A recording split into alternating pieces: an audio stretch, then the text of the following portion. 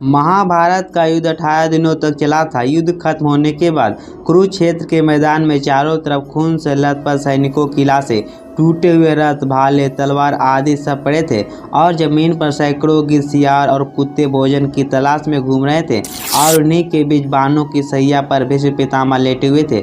भीष्म पितामह को ये बाण युद्ध करते समय अर्जुन ने मारे थे।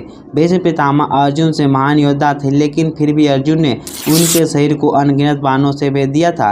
अर्जुन ने भीष्म पितामह को इतने बाण मारे कि जब जमीन पर गिरे तो शरीर से आर पार बाणों की एक सैया बन गई। भीष्म पितामह को इच्छा मृत्यु का वरदान प्राप्त था।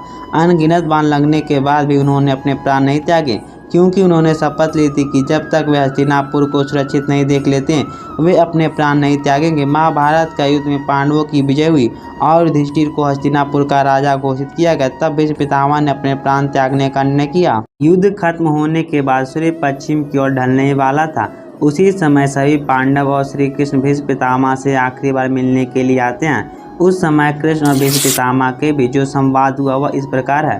श्री कृष्ण: प्रणाम पितामह। पितामह: आओ देवकी नंदन, आपका स्वागत है।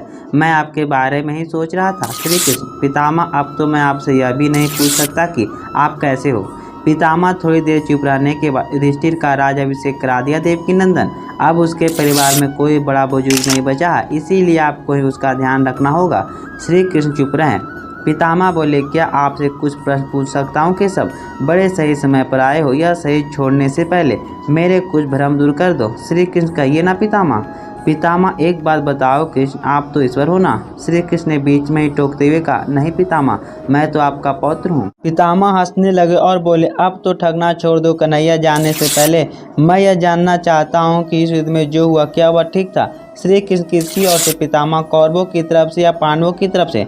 पितामह: कौरवों की तरफ से चर्चा करने का कोई मतलब नहीं रहा केशव, लेकिन जो पांडवों की तरफ से हुआ क्या वह सही था? जैसे आचार्य द्रोण का वध, दुर्योधन की जंघा के नीचे प्रहार, दुशासन का छाती चीर देना, निहत्थे कर्ण का वध करना आदि। श्री कृष्ण: इसका उत्तर मैं कैसे दे सकता हूँ पितामह? इसका उत्तर तुम्हें देना चाहिए जिन्होंने यह किया है, मतलब पांडवों को इसका उत्तर देना चाहिए। मैं तो इस युद्ध में कहीं था ही नहीं। पितामह बोले: विश्व भले ही यह समझता रहे कि महाभारत को अर्जुन और भीम ने जीता, लेकिन मैं जानता हूँ कि यह आपकी जीत है। मैं तो उत्तर आपसे ही पूछूंगा। श्री कृष्ण: अगर आप मुझसे ही जानना चाहते हैं तो सुनिए पितामह, कुछ बुरा नहीं हुआ, वही हुआ जो होना चाहिए। पितामह: यह आप क्या कह रहे हो कृष्ण? मर्यादा पुरुषोत्तम राम का अवतार कृष्ण ऐसा कर रहा?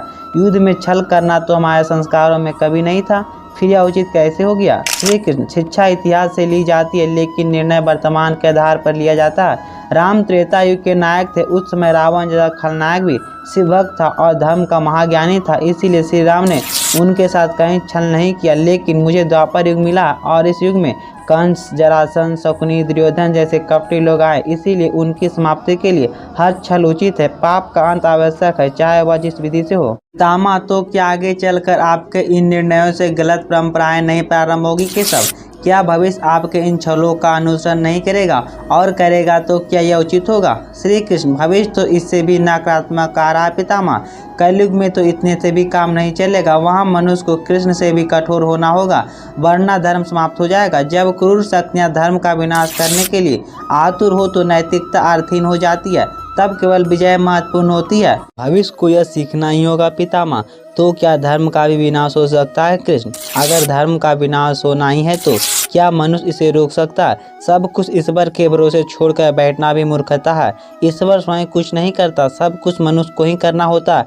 आप मुझे ईश्वर कहते हो ना पितामह, तो बताइए मैंने इस युद्ध में कुछ किया क्या? सब पांडवों को ही करना पड़ा, यही प्रकृति का नियम है। श्री कृष्ण के जवाबों से भीष्म पितामह अब संतुष्ट दिखाई दे रहे थे और उनकी आंखें धीरे धीरे बंद हो रही थी। सूरज अब ढल गया था।